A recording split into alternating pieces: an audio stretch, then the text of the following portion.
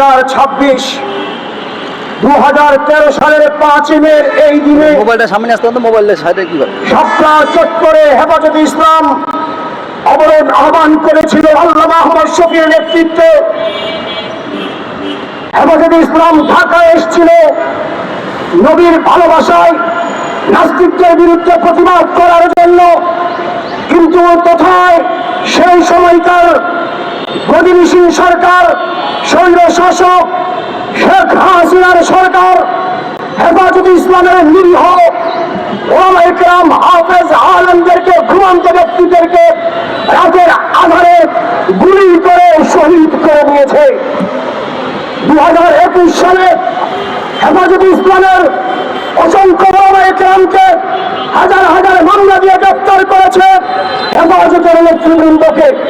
2013 সালের 5 মে আমার আপন চাচাতো ভাই হাফেজ মাওলানা আমিরুল ইসলাম বঙ্গবন্ধু এজেন্ডাকে আমির যুবলীগ, ছাত্রলীগ এবং পেটুয়া পুলিশ লীগের হামলায় শাহাদাত বরণ করে।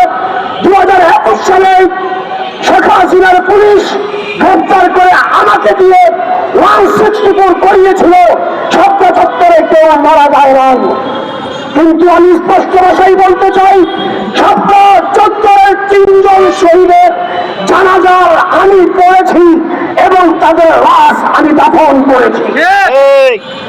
এরপরে অসংখ্য লাশ ছাত্র চত্বরে পড়েছিল। আমি যখন রাত 4টায় ছাত্র চত্বর থেকে যাই, ওখানে সপ্তাহের পানির নিচে 10-12 জনের লাশ আমি নিজে পড়ে থাকতে দেখেছি। ছাত্র চত্বরে রাস্তায় রাস্তায় সোনালী ব্যাংকের শিল্পের সামনে অসংখ্য লাশ রক্তাক্ত পড়ে থাকতে আমি দেখেছি। সকালবেলা ওরা গরম পানি এনে, ময়লার ট্রাক এনে আপনার গোলবাজার দিয়ে এই লাশগুলোকে গ্রাম দিয়ে ময়লার গাড়িতে উঠিয়ে এখান থেকে নিয়ে গরম পানি দিয়ে রাস্তাকে ধুয়ে পরিষ্কার করেছে।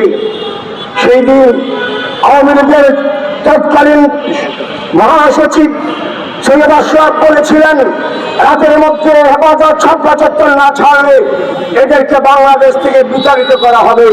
আলহামদুলিল্লাহ, হেফাজতে ইসলাম আছে, হেফাজত থাকবে। যারা হেফাজতকে বিতাড়িত করার চেষ্টা করেছে তারাই পালাইতে দিল্লি ট্রান্সফার হয়ে গেছে।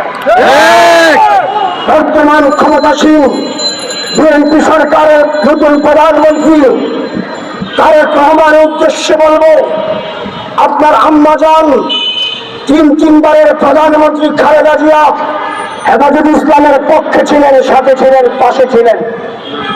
আপনার প্রতি অনুরোধ থাকবে, আপনি আওয়ামী লীগের পাশে নয়, ভারতের কথা শুনে আওয়ামী লীগকে আবার পুনর্বাসনের প্রতিজ্ঞা নয়, হেফাজতে ইসলামের পাশে থাকুন।